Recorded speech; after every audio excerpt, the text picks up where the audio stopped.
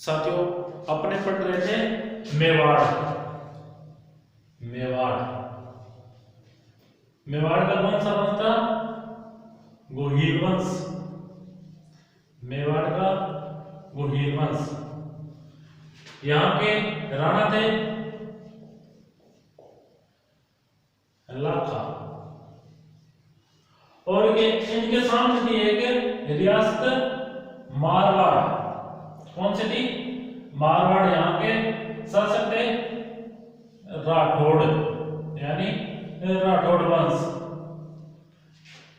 यहाँ का राजा था रावचुंडा। कौन था? रावचुंडा। और राणा लाखा का एक पुत्र था राणा चुंडा। कौन था? राणा चुंडा। यहाँ का राजा चुंडा था और यहाँ का राजकुमार चुंडा था। और इनके एक पुत्री थी हंसाबाई। हंसाबाई।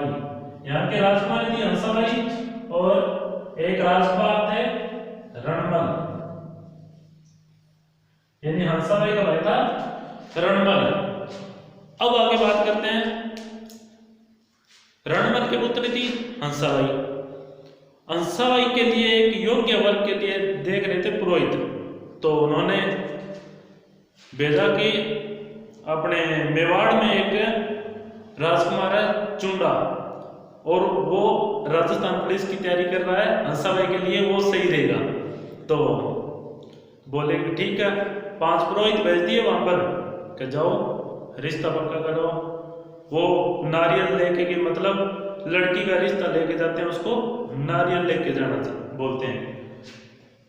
नारियल लेके गए हंसाबाई का, राजकुमार था चुंडा और राणा लाखा था वो अफीम अफूम खाया करता था और गद्दी वो संभालता था और राजकाज उनका राजकुमार चुंडा संभालता था। तो वहां पर दरबार लगा हुआ था। मंत्री रावचुंडा वहीं पर बैठा था और गद्दी पर बैठा था राणा लाखा। पुरोहित पहुंचे तो दरबार वाले ने बोला कि आपसे मिलने कोई आया है। तो उन्होंने बोला अंदर भेजो।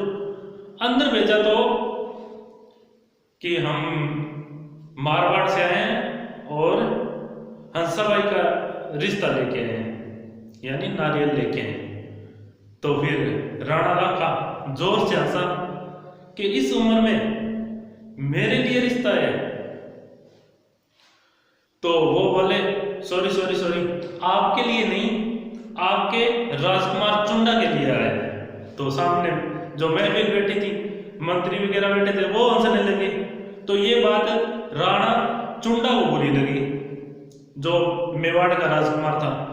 तो उन्होंने कहा कि भाई रिश्ता मेरे लिए आया है, लेकिन इच्छा जाहिर की है मेरे पिताजी ने, तो पिताजी के लिए।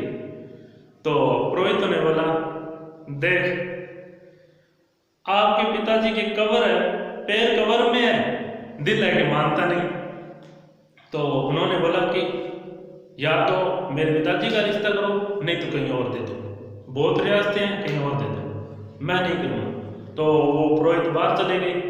बाहर जाके विचार विमर्श किया और बोले कि अगर ऐसा हो सकता है कि अपने राजकुमारी हंसाबाई है, उनका रिश्ता राणा लाखा से करते हैं तो आगे शासक बनेगा राणा चुंडा।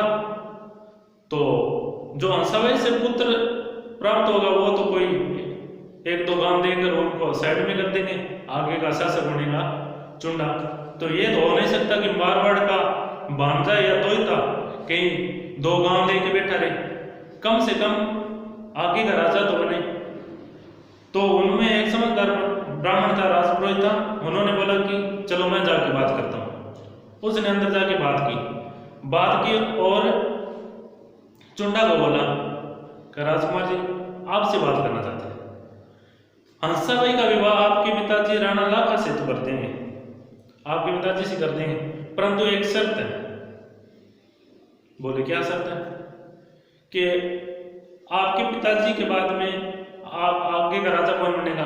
बोला मैं। तो अगर आपके पिताजी के बाद में हंसाबाई से जो पुत्र प्राप्त होगा वो राजा बने तो उन्होंने कहा चलो मुझे मंजूर है। जो मेरा सौतेला भाई होगा यानी आपकी राजकुमारी हंसाबाई से जो पुत्र प्राप्त होगा यानी मेरी सौतेली मम्मी से जो प्राप्त होगा वही राजकुमार बनेगा। तो या तो उसने प्रतिज्ञा ली और या महाभारत काल में राजकुमार था देवर्ष, उन्होंने प्रतिज्ञा ली। तो बात करते हैं महाभारत की। तो हस्तिनापुर के सम्राट थे शांतनु और उनको पसंद आ गई थी एक सत्यवती नाम की लड़की। तो उन्होंने इच्छा जाहिर की कि मैं तो शादी करूंगा सत्यवती से, लेकिन उनकी उम्र काफी थी। तो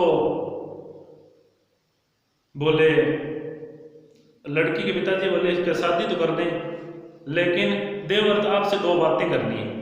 वो बोला बोलो कि आपके पिताजी के बाद का शासक कौन बनेगा? बोला मैं बनूंगा।